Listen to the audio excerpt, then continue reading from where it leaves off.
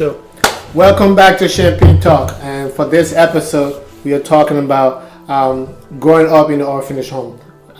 So we are all adopted. We grew up in Liberia. Just gonna be telling you guys about our stories and our encounters, and just so that you guys can get to know a little bit about us.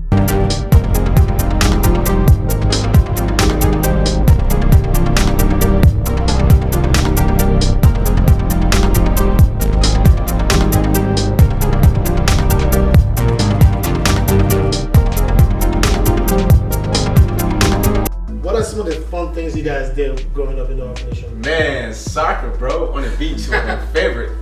I mean, like, it was an everyday thing. Yeah. Like, literally every day. Like, I mean, our house, our orphanage, called it the home, was right here, and next to it was, like, the beach, like, 10 steps to the ocean. So, I mean, we walked to the beach to go to church. We walked to the beach to go everywhere. So, I mean, it was a love playing that. Yeah, the beach was the shortcut to anywhere. It was like a secret passage where you cannot get caught. There's like stuff in there where nothing's just straight back. Yeah. But yeah, so like unlike Robbie here, we didn't ever see the ocean until he came to the orphanage. As we've been growing up in Mampaquet, I live right across from. So there's a main road right here, my grandma's house, and then the ocean. So they call me Burna Boy. Walk up. That means a walk I used to walk up. up. So that's how I learned how to swim in the ocean. There was like a little lagoon. Back then it's called it was called Mampaquet Beach. So that's where I learned how to swim.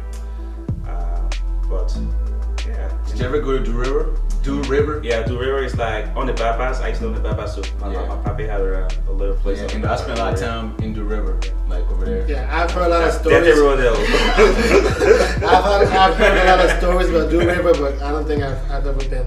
One of the things I used to do growing up. That's a good fishing there, bro. Really? Yeah. Put a little. A farinha. Yeah, put a farina. It's like Red a oil. flour. You put your red oil, Yeah. and then you just throw the hook in the water like this, and then next you know, some big old fish will catch it. Yeah, And you just wow. pull in the back of your hands.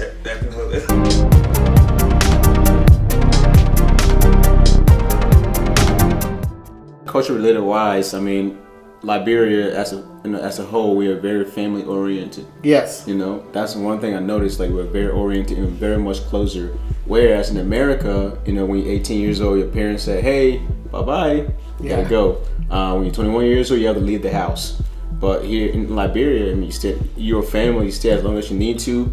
It don't show that you're weak or you're poor, you're broke, you're lazy. It's just more like a different culture in a way. Yeah. So that's some things I picked up on when I first got here. So for me. Yeah, and just to segue off of Jackson's comment there, that's definitely true. Back home, we were very, very tight knit. People are chill. People are not judgmental. We don't, just because you're in a certain situation.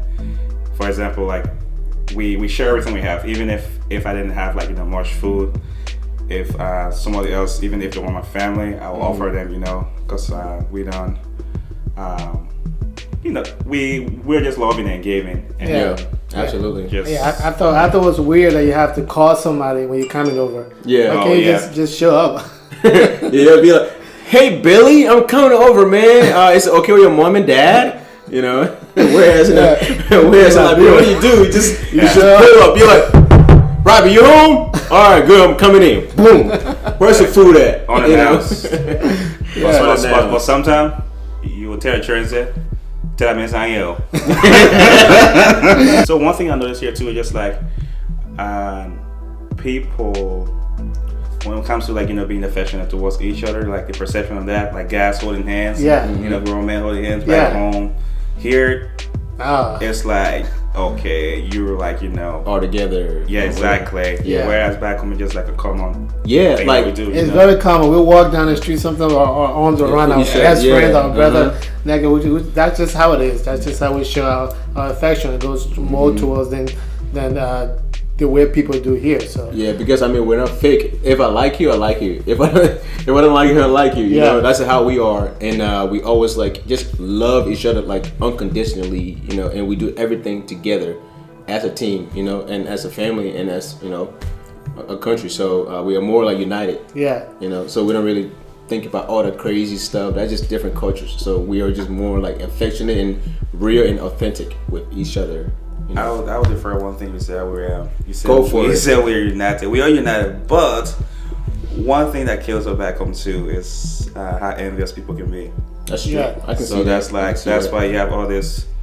All right, if you're an American, if you don't know about this, we call it superstition. Yeah. They'll put wish on you, but but like certain people don't like you. I swear, like they will be very envious of you.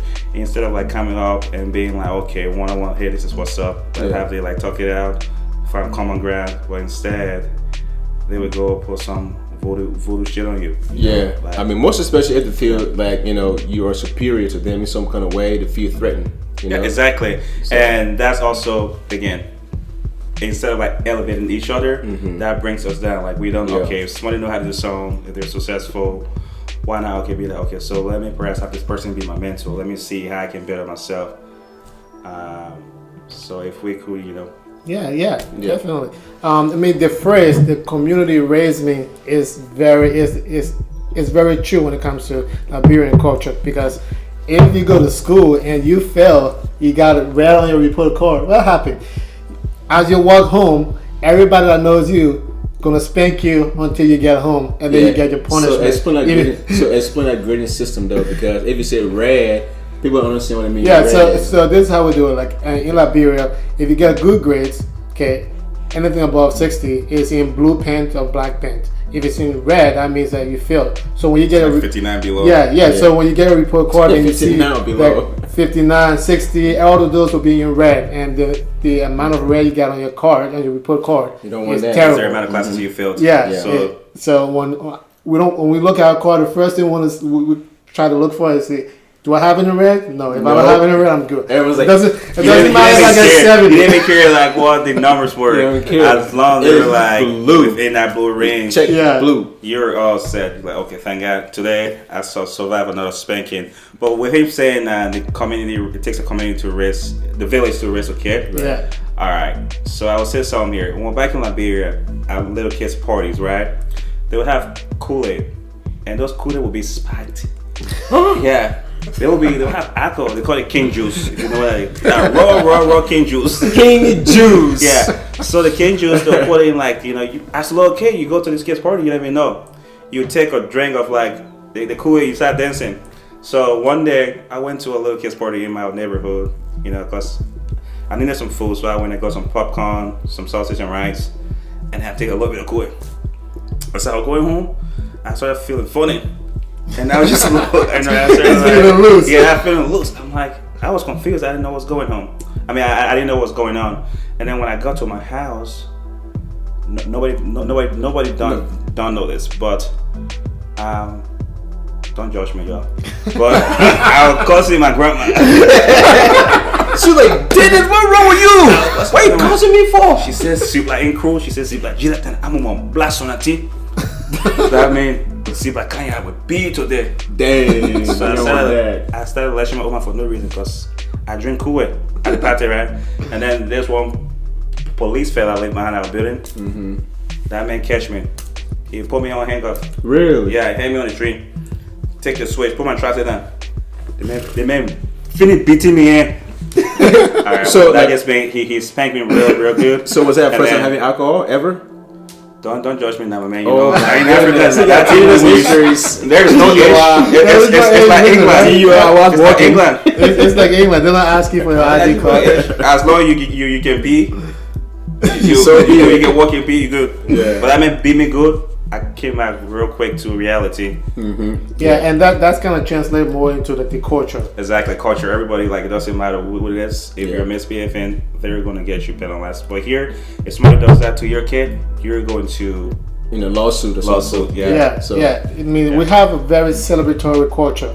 Like one of the things I remember, I guess it's like my fondest memory. Around Christmas time, it's like the best time that I can remember from my childhood. Yes. Like people are just so generous. I mean, people are generous like to begin with, but people would kill like the cow, the chickens for the whole community, and everybody would just come together and just dance till like the next day and just. Do you remember this phrase? Christmas Joe buy your Daddy Joe buy a lapa. I don't remember the full verse because it's been a while, but yeah, that song sounds very. Yeah. It's not very familiar. Yeah, Derecho Baya Lapa. So basically means like That sounds so archaic right now. But yeah, like going off of what he was saying, around Christmas time is for us like Christmas is like huge. Yeah. You know, for y'all, I mean, for most people in America, other countries, like maybe like Independence Day or July 4th or whatever. But like for us, like Christmas Day was like the biggest day. Like you work your butt off all year long to save up, like your money to buy your best outfit, your best blade, best cut of blade, your best blade. You know what I'm saying? That's why. So you buy a best outfit. You buy your Fanta or Coke in a can. Yeah. And you got a cane in your hand. You know. Like walking around, I mean, like have the best food, eat a lot of food. Like, I mean, you save your money literally for that one day. Yeah, people come out to show their personality through their clothes, their style and everything. People dressing very traditional African. Some people just with a suit and a cane, kind of like a little bit like a pimp. Yeah, walking around trying to live the American lifestyle as well. Yeah, it's amazing. And I can say that one of my fondest memories in the orphanage home altogether was just like at night. I remember this happened often, but this is always the time I always look back when I'm thinking about Africa. I remember in the orphanage room, it was like the moon was the brightest day. We were all running around and we kind of staying next to the ocean. You can hear the ocean breathe. You can hear the ocean wave crashing. You feel the ocean breeze, and there was just like so many different groups going around. So there was a group here telling stories of African folk tales. Another group just running around playing tags. Yeah. Another group just sitting, just laughing, and another group just singing. Yeah, that's a typical every night. Yeah, that's really typical. Like at night we can't wait because as we just stay up and just it's like another huge play time for everybody. It's just that's like my fondest memory. I miss those days with no bills, man. No bills. No bills, man. Yeah, so that's our story. That's just a little bit about us. So thank you for coming. Again, stay tuned for next week's episode where you're gonna get we'll be talking about something different. A little more that you can hear about our stories and our upbringings and just our intake on life. Yeah, let's do it. Yeah, well, we appreciate you guys watching it. And as we get along, as we we'll get better, try to incorporate current event of our country and just overall what's going on here as well too. And we might even have guest speakers. Yes, definitely. Get people different perspectives. It might be our wives, our friends, So keep tuned. Yeah. I mean, stay tuned, not keep tuned. Keep tuned. Good. That's good, boy. Thanks for coming. Salute. Till next time. Appreciate it. Yeah, man. I never shall stood up, but okay.